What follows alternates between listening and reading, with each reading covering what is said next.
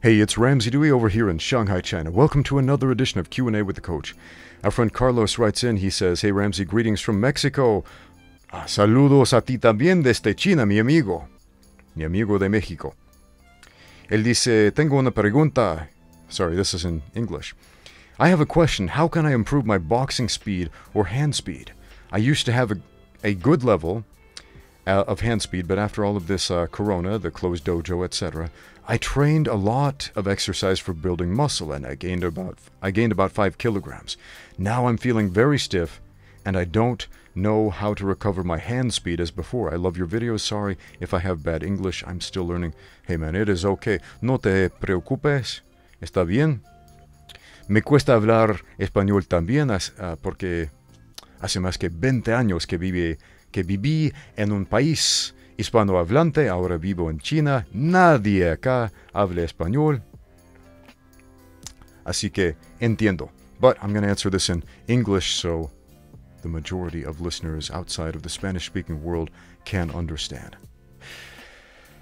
So, you took some time off from the gym like many people around the world have because of the pandemic, understandable. So you've been dedicating time to strength training, you put on some weight, some muscle, and you notice you're slower, you're more stiff. Okay. And because of this reason, for a very long time, a lot of martial artists, boxers, kickboxers, have come to the conclusion that weight training slows you down, makes you muscle bound. And that's not actually true. The way you move is the way you're programming your body to move in the future. So if you stop moving quickly, then your body is going to respond by saying, okay, well, I guess we don't need to keep up these structures that allow us to move that quickly because you're asking us to do something else now. Your body will adapt to the demands you put on it. So if you want to develop hand speed, you're going to have to practice that hand speed. If you took time off of punching, well, your punching won't be as good as it would be otherwise, but the great news is your body will adapt to the demands you put on it. Tu cuerpo va a adaptar a tus acciones. I hope I said that right. I think I did. Again, it's been like 20 years since I lived in a Spanish-speaking country, so yeah, man. Your body will adapt to the demands you put on it. Now, how do you develop hand speed? This is something not everybody knows. Your hand speed is directly related to two things, your foot speed and your breath, your breathing. When you connect your feet, your footwork, to your punches, and you connect your breathing to your movement, and you make those all one thing, you can improve your hand speed.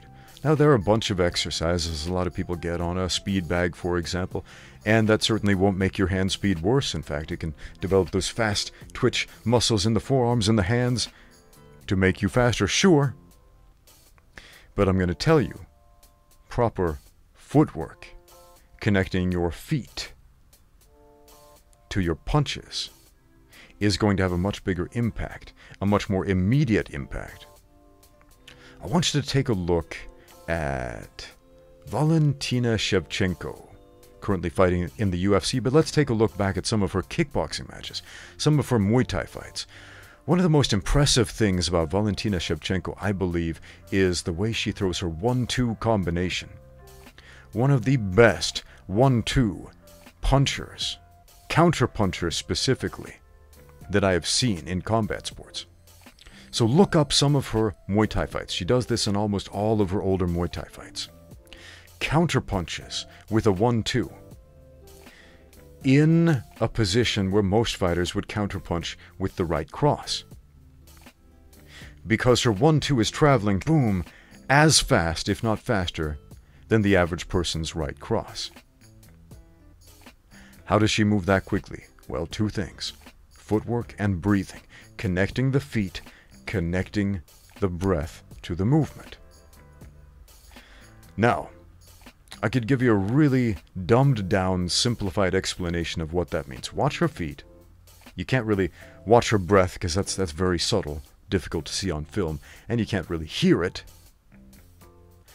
But watch the feet. You'll notice tiny falling steps. Ba-ba, ba-ba, ba-ba, drumming a rhythm with the feet. Ba-ba.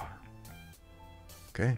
Jack Dempsey talked about falling steps, and principally in his book, he's talking about the jab, and he illustrates that with a hyperbolic example of what a falling step can be, to the point where a lot of people who read this book for the first time will think, I've never seen any boxer do that before ever, except you have.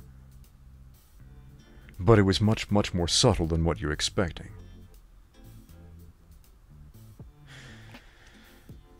So, this is really one of those show not tell type of videos. Unfortunately, I'm going to be out of town for over a week without internet access, so I will not be at the gym. But I did want to answer your question.